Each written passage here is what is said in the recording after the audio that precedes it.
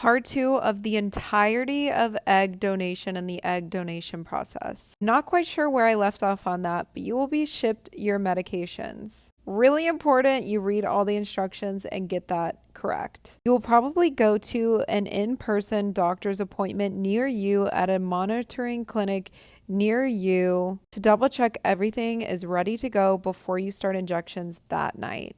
I want to state this. All of your appointments from here on will be early morning appointments, typically before 10 a.m. Some places maybe even earlier, before 9:30 a.m. And that's because they have to get all of these results from these appointments back as quickly as possible in order to give you sort of an basically tell you what sort of medication and what dosages you should be on by that night, because you'll probably need to do those dosages and those injections that night.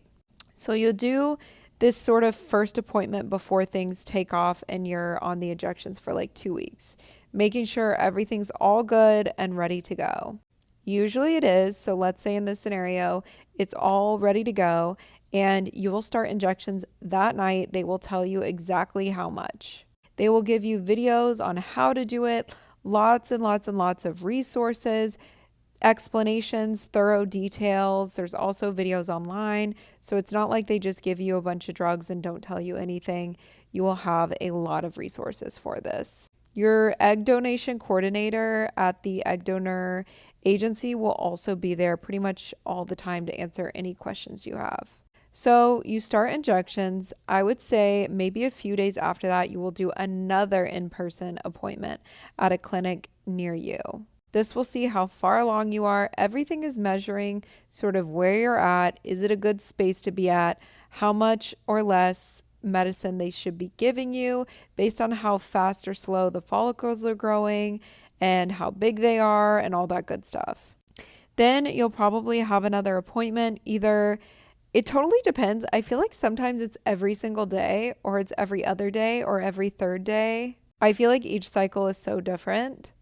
But I would say about after a week of you injecting yourself in your own city that you live in, you will then be flown out to that initial clinic that you went to for all of those initial testings. They will put you in a hotel. Now, it's going to be a basic hotel. It's always nice. It's always safe. It's always comfortable. But it's nothing crazy. It's just a basic hotel. And I do want to say that if it's like a boring city, I do think sometimes it can be kind of a dull experience. But obviously, if you're in a cooler city, that's great because it just makes it like a cooler experience. But life is what you make it. You've got this, diva. So usually they'll fly you in the day before an appointment they want to see you at in this city. Let's just say the city is New York. So they fly you into New York the night before the appointment you have in the morning. Then that next morning you wake up and go to that appointment. Again, same thing. They're going to do blood work. They're going to do I think it's an ultrasound. I think that's right. Whatever, where they stick the thing inside of you and they count how many follicles and everything. They see where you're at. And again, by that night, you will get instructions on how much or less medication you should be taking. Then this cycle kind of just repeats and they are going at the pace of your body. So unfortunately, you actually don't know if you're going to be in that city for 5 nights or 10 nights. Now, it's highly unlikely you would be there for 10 nights. Have I had it happen? Yes. Is that common? No. I'd say the average you are in another city for this whole process is 7 nights. So you pretty much just keep doing that, an appointment either every morning or every other day or every third day until they finally give you your trigger shot. The trigger shot can sometimes be at the craziest of hours because it's all based on so many different metrics and also their schedule that they actually have in the OR for the day of your retrieval. So unfortunately, sometimes you'll have to get up at like 2 a.m. and give yourself a trigger. I have had the worst timing with them. I always have to get up in the middle of the night to give myself the trigger shot, but none of the other egg donors I've talked to have had to have this happen. So I don't know what to tell you. You'll probably be lucky. I have just been unlucky, but even then it's fine. I just go back to sleep. So really, when you're in this other city, the only commitment you have typically if not always, is a morning doctor's appointment. And that's literally it. And then, of course, to actually give yourself the injection at the end of the day. That's it. So you could be doing whatever you want. You could be touring the city. You could be chilling. You could be binge watching TV. It doesn't matter, baby. You do you. Of course, they pay for all of your travel, your flights. Again, a companion. So if you want to bring your boyfriend, your best friend, they will pay for them and their per diem and their travel expenses. Now, if you like run up that fucking bill and like take really expensive Ubers or eat really expensive meals, that's not going to be covered. It's really basic shit. Like, it's not a lot of money per diem. It's not a lot of money on the Ubers and everything. So I just want to be honest about that. But, it just depends on how you can figure it out. Obviously, if you're in New York City, you're not going to need to spend money on Ubers. Probably you'll just walk everywhere.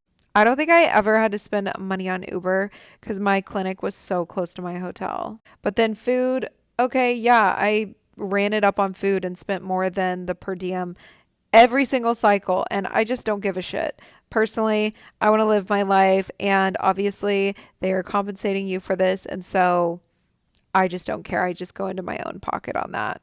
To my knowledge, you can't really negotiate that. You can't like spend $1,000 on food and then be like, you guys need to cover it. Every time I've seen it, they're not going to cover it. So I just want to like give a disclaimer on that. But again, you're getting compensation and you're setting your compensation. So just like, make those decisions accordingly. Okay, I feel like I'm getting distracted. Okay, so once you give yourself the trigger shot, you don't take any more injections. So you don't take any more injections for like 48 hours. And then you go into I think it's like 36 hours. And then you go into your surgery like exactly 36 hours after that trigger shot, I'm pretty sure. And you go into that surgery. The one thing is annoying. You can't eat 8 hours before. So you're usually kind of hungry unless you get a great time. Sometimes you'll get a surgery at like 8 a.m., which is incredible. So you show up maybe an hour before the surgery time.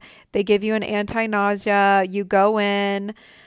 They have you sign more things, consenting to everything. And then that goes by so quick. Like goes by so quick. Before you know it, you're getting rolled in. They're putting you under. Anesthesia is one of the best feelings ever. And you're out. And then you're out of recovery. Sorry, you're out of the surgery and you're in recovery. And it's just, it's such a great feeling building up to this beautiful process. You just did something so, so, so incredible for a family. And it was just like, it really is beautiful. Like, I have not known one person to not feel like this was the most beautiful, special, loving process ever. Like, even the girls that kind of are more into it for the money, which is like, I'm not going to say anything, they end up being like, this was the most beautiful, special thing in my whole life. Like, it's very emotional. It's very beautiful. Like, it's such a loving, beautiful, special thing that, yeah, it just means everything. I'm getting emotional about it right now. It's so special. And you'll recover there. It's so funny. Some cycles, I literally walk out like 20 minutes after I roll out. And my last cycle, I was so messed up from the anesthesia. And then they kept giving me drugs because I kept saying I was in pain, which I actually was, which was crazy. I've never experienced any pain. And I was super messed up. And so I was back there for like an hour and a half. Then I went home. Usually I have to go to sleep. I'm so exhausted. And then usually I eat a ton of food. I'm just so hungry because, again, you couldn't eat 8 hours before the surgery. Then usually you recover in that city however long you need. You should not fly for 24 hours. And if an agency is making you fly sooner than that, wrong. The doctor and the fertility clinic literally state do not fly for at least 24 hours. And if you're feeling really horrible, you need to fight the agency that you can stay an extra day and fight them on that. Because if you're feeling horrible, you shouldn't have to fly. That is not safe. Then they'll usually book your flight home, maybe whenever. Sometimes they'll book it like days before the surgery. Sometimes they'll book it like your actual day of the surgery. I always book it on the day of the surgery to see how I'm feeling.